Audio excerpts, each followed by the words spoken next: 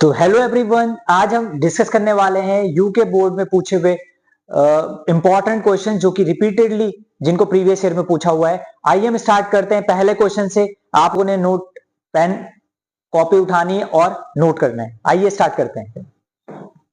पहला क्वेश्चन है the coordinate of the mid point of joining the point 4,5 and 6,9। कहने का मतलब क्या है, ये कह रहा है कि दो पॉइंट्स हमारे पास, एक है 4,5 और दूसरा है 6,9। इसको ज्वाइन करने वाला जो लाइन सेगमेंट है इसका मिड पॉइंट निकालना है हमें। तो हमने इस मिड पॉइंट निकालना है, यानी उसके कोऑर्डिनेट निकालने हैं मिड पॉइंट्स के।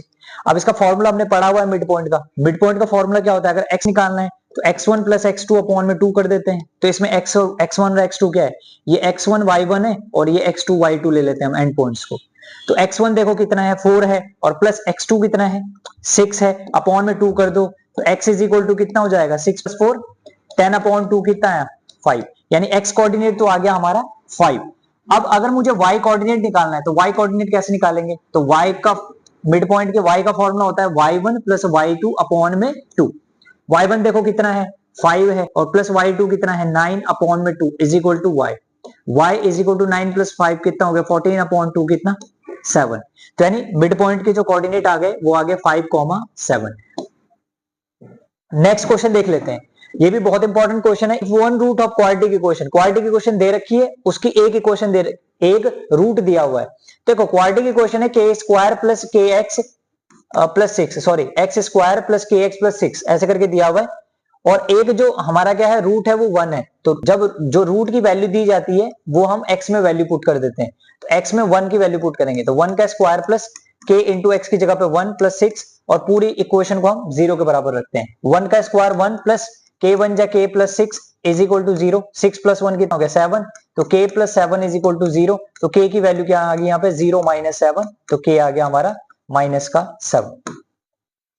आइए तीसरा क्वेश्चन देख लेते हैं।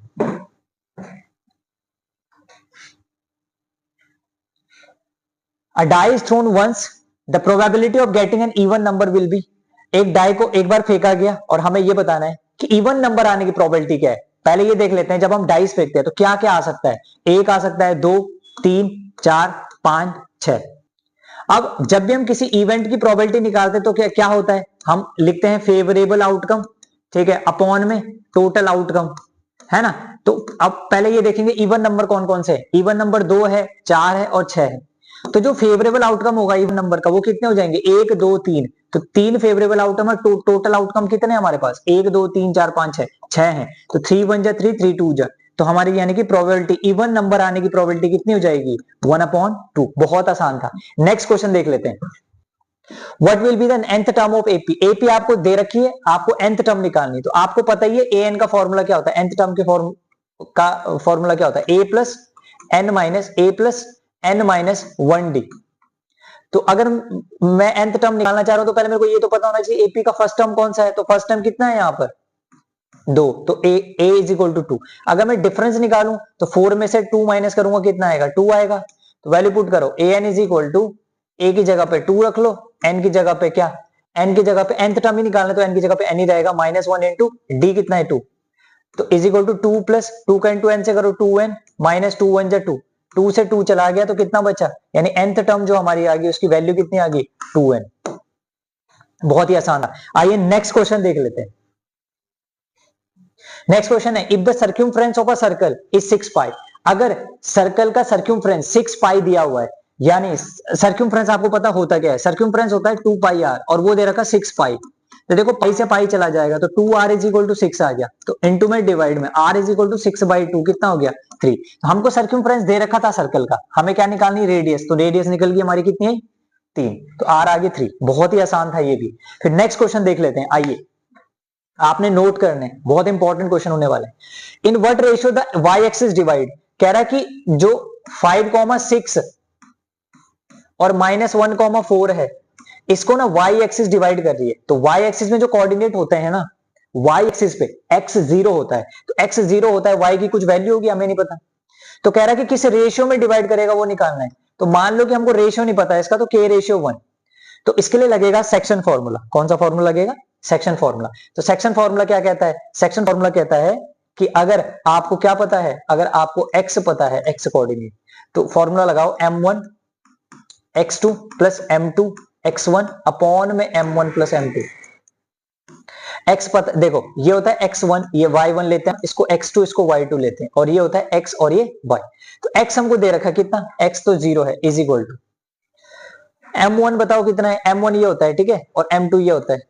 m1 कितना है देखो k इंटू x2 बताओ कितना है, x2 कितना है माइनस का 1 प्लस m2 कितना है 1 इंटू x1 कितना है 5 अपॉन में m1 है k और m2 है 1। तो k प्लस 1 यहाँ डिवाइड में, उधर जाके क्या होगा मल्टीप्लाई में, तो 0 into k plus 1 is equal to k 1 जा k माइनस का और प्लस 5 1 जा 5।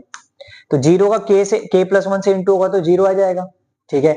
अब अगर ये 0 है इज इक्वल टू इस साइड क्या बचा माइनस का k और प्लस 5, ये प्लस है इधर जाके क्या होगा माइनस, तो 0 minus 5 is equal to k minus का k, तो 0 में से 5 गया minus 5 is equal to minus k, तो माइनस से माइनस चला गया, तो k कितना है 5। हम जो स्टार्टिंग में रेशियो लिया था ना वो k रेशियो 1 लिया था, यानी अगर k रेशियो 1 लिया था तो ये कितना हो जाएगा 5 रेशियो 1, यानी हमारे पास रेशियो आ गया 5 रेशियो 1। बहुत ही आसान था। आइए नेक्स्ट क्वेश्चन देख लेते हैं। The sum of reciprocal of Rahman's age 3 years ago and 5 years from now is 1/3, find its present age।